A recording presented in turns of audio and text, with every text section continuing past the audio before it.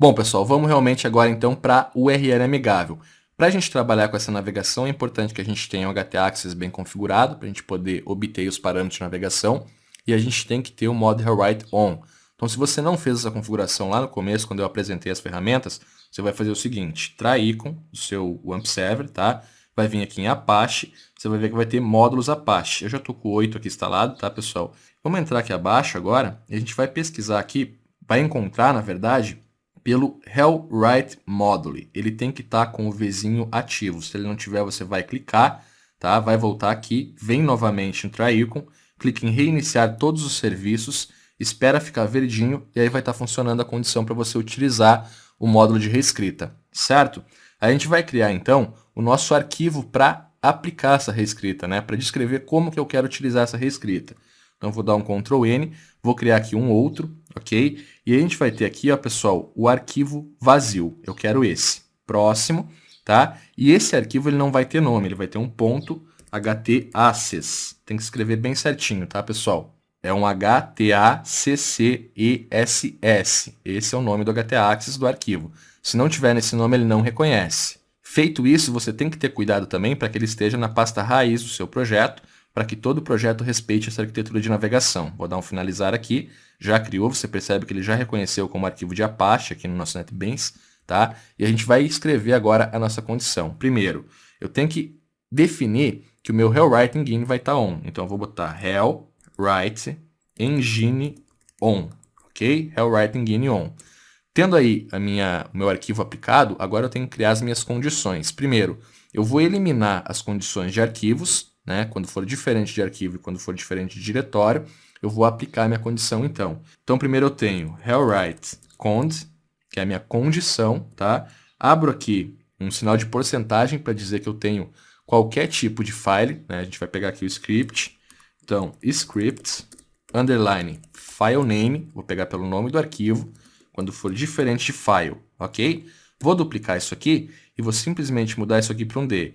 Então, quando a condição do nome do meu arquivo for diferente de file ou for diferente de diretório, eu vou aplicar, então, a minha regra. Então, eu vou ter rewrite rule, ok? Que é a minha regra de aplicação. O que eu vou fazer? Eu vou criar primeiro a minha chave. Então, eu abro aqui o meu til, abro e fecho aqui os parênteses, ponto qualquer. E aí eu passo um S. Isso aqui, pessoal, é uma expressão regular que está dizendo o seguinte: se eu passar, por exemplo, meu artigo de tecnologia, ele vai armazenar isso aqui sem pegar o ponto .php ou tendo ponto .php, tá? Mas ele vai armazenar esse título em uma variável. E aí o que a gente vai fazer? A gente sempre vai direcionar para index.php, não importa onde eu esteja, eu vou voltar para index geral do meu sistema, e aí eu vou armazenar o que eu estou recuperando aqui na chave dentro da variável URL. Então, URL igual S1, ok? Aí eu pego isso, pessoal, e jogo para dentro de uma variável, eu posso recuperar através de um get. Então, eu tenho como fazer a navegação através disso aqui, certo? Vamos lá, então. Dentro do nosso config agora, a gente vai recuperar essa variável. Vou deletar esses defines, se a gente precisar, a gente cria depois, tá? Primeira coisa, então, variável getURL será igual. Eu vou utilizar aqui um strip underline tags para prevenir inserção de JavaScript na minha URL. Vou utilizar um trim para eliminar espaços, caso eu elimine aí alguma tag, ok? Vou abrir e fechar parênteses novamente e posso finalizar. Dentro aqui, a gente vai utilizar um filter underline inputs, tá? Para mim poder obter, já com mais um tipo de proteção, né? Reconhecendo isso aqui como uma string ou como uma URL, mas aqui é interessante você reconhecer como string para que você possa manipular os valores e obter os resultados através disso, tá? Eu vou ter aqui um input do tipo get, e aí eu passo aqui a minha chave de entrada. A chave que a gente configurou foi URL, tá? Você pode passar aqui o que você quiser, a action, por exemplo, mas aí você vai utilizar a mesma palavra que você pegou aqui, né? Os mesmos chars aqui na ação. Então eu pego URL, vírgula novamente, e eu vou passar filter underline default, ou seja, eu vou reconhecer isso aqui sempre como uma string, impedindo qualquer tipo de invasão, certo?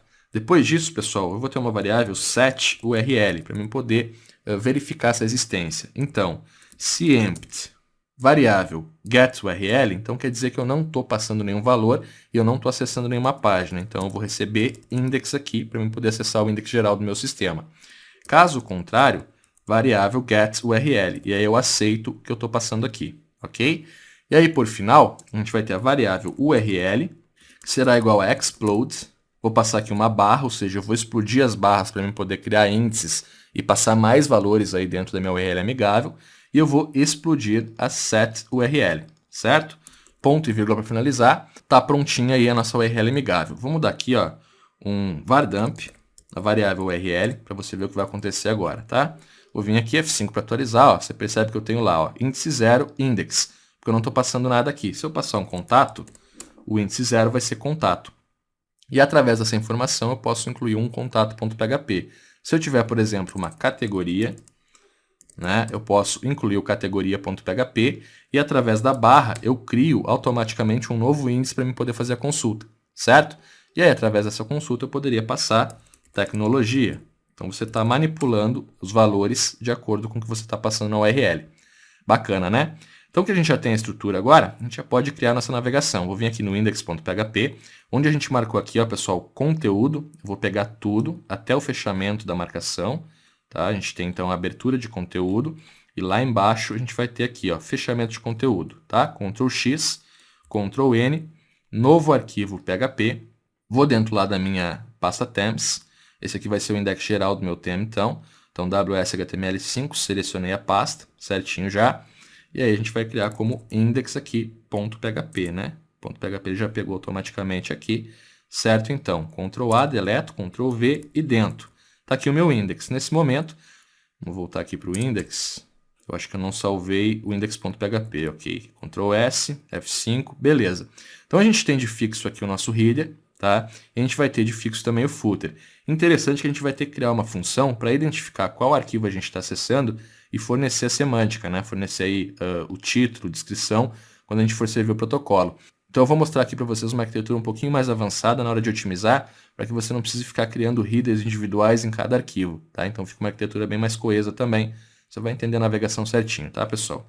Agora é o seguinte, vamos voltar aqui, deixa eu dar mais um F5, você percebe que eu não estou pegando aqui o favicon, né? Vamos voltar aqui no index.php, então já corrigir isso aqui rapidinho, ó. Shortcut icon, na verdade está certo, pessoal, F5 novamente. Deve ser o nosso config lá que está bugando. Você percebe aqui que o meu require está em cima do doctype. E aí eu utilizei conteúdo em cima do doctype, ó.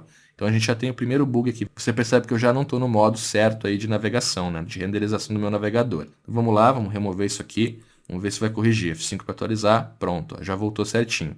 Então realmente era isso. O navegador tinha ativado aí o modo de vício, né? Certo. Vamos lá no index.php novamente. A gente já tem o bloco de conteúdo, a gente tem que criar a navegação agora. Então vamos lá, vou abrir um PHP novamente, vou finalizar aqui esse PHP.